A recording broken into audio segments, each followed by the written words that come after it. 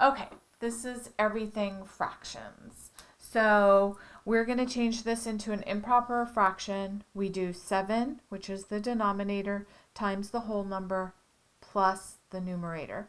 So 7 times 3 is 21, plus 5 is 26 over the denominator. For this one, we're going to basically do 3 times something is 20. It is 6. 6 times 3 is 18, and our remainder is 2. This becomes your whole number, this becomes your numerator, and the denominator stays the same.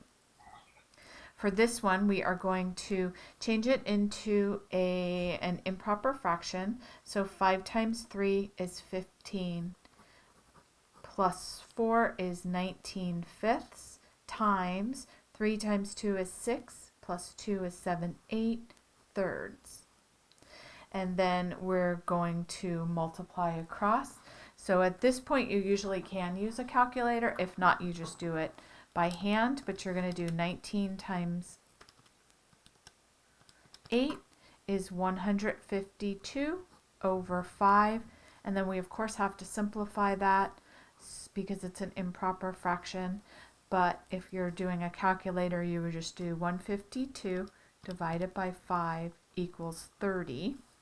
And I know 5 times 30 is 150, so the remainder would be 2. Does that make sense to you? 2 fifths. So whatever our remainder is becomes our numerator, and then our denominator stays the same. For this one, we're going to do the same exact process of changing it to a mixed number, and I already have that done because it's the same problem as up here. So it's 19 fifths, and it's divided by 8/3. Now for our division, we rewrite the first problem, we change our division to a multiplication, and we flip the second one, and then we multiply across. So 19 times 3 is 57 over 40. 5 times 8 is 40. So now we do 40 goes into 57 one time.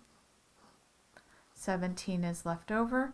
This becomes our mixed number. 17, which is our remainder, becomes our numerator. And our denominator stays the same, which is 40.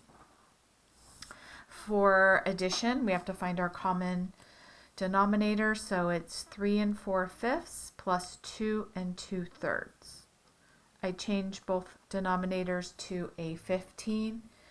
5 goes into 15 3 times. So I multiply my denominator times 3. Anything I do to the denominator, I do to the numerator. 4 times 3 is 12. Next one, 3 goes into 15 5 times. So I multiply my denominator by 5. Anything I do to the denominator, I do to the numerator. 2 times 5 is 10. Now I have a common denominator, which is 15. I add the numerators. 12 plus 10 is 22. And then my last step is to add my whole numbers. The answer is 5 and 22/15. Now for subtraction, we follow the same exact steps as we did to find our common denominator, but then our last step is to subtract. So we're going to do 3 4 fifths minus 2 2/3. We change this to a 15. We change this to a 15.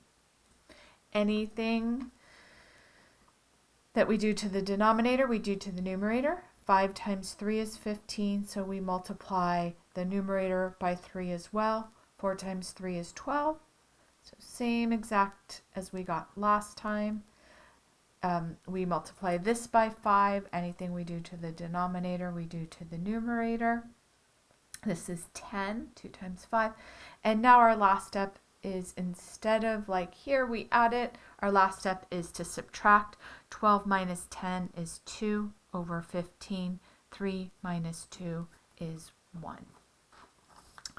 Okay, there are two things that help us with fractions to make the answer pretty simplified. cross multiplication is something else. So the cross cancellation, so we have two ways to simplify. We have, say this was 20 over 10. We have two things we can do. We can find a common number that goes into both numbers. 20 divided by 10 is 2. 10 divided by 10 is 1. So this simplifies to 2.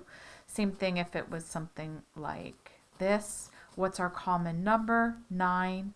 So I divide the numerator by 9 and I divide the denominator by 9.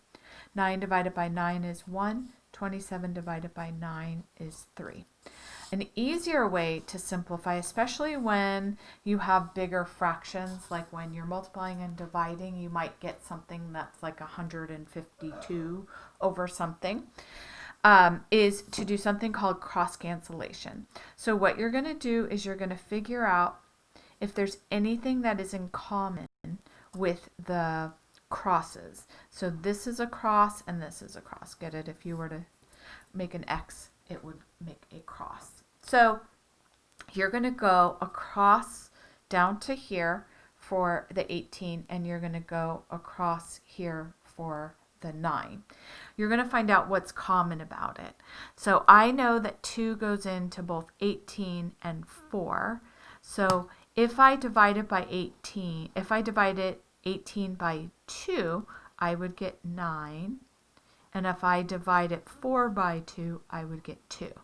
And then this one right here has no common number that goes into 9 and 5 except for 1.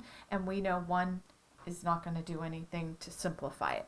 So now instead of doing 18 times 9 and 5 times 4, we're doing 9 times 9, which is 81, and 5 times 2, which is 10. And that definitely helps because we would have gotten 18 times 9, 162 over 20. So now we have 81 over 10, and then we change it to a mixed number by doing our normal way. So let's try this one. This one is, we have 18 and 9. So we know 9 goes into both of those. 18 divided by 9 is 2. 9 divided by 9 is 1. And then if we do this one, we have a common number of 5. 10 divided by 5 is 2.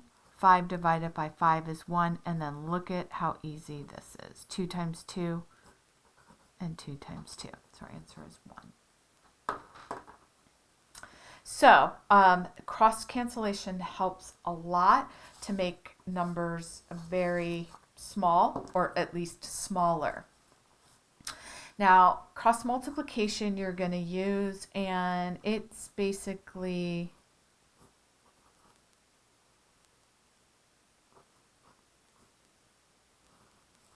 something that looks like that. And what you're going to do for cross multiplication is you're going to use the same technique of the xing, but we're going to do 18 times 6 and 3 times 4. So this is something totally different. For this one, we're dividing down. Cross multiplication will tell you cross multiply, and that's how you'll know to do multiplication. And it's going to do 18 times 6 is 108, and then 3 times 4 is 12. So with cross multiplication,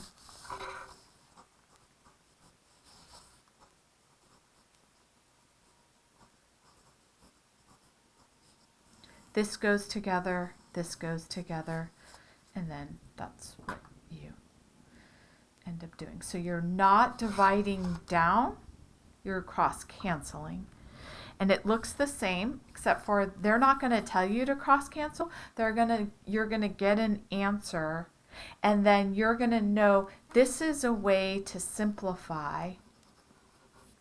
That's how you know to do it. It's your technique for bringing a number smaller. For this, they're going to tell you to cross multiply. So that they look the same, but they're a different function, and you're going to know. Because for this one, you're going to do cross multiplication. And for this one, you could either simplify the way we normally do,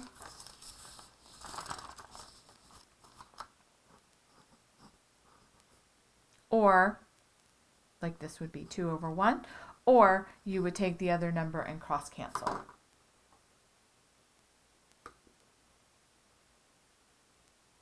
Okay. Does that make sense a little bit? Kind of?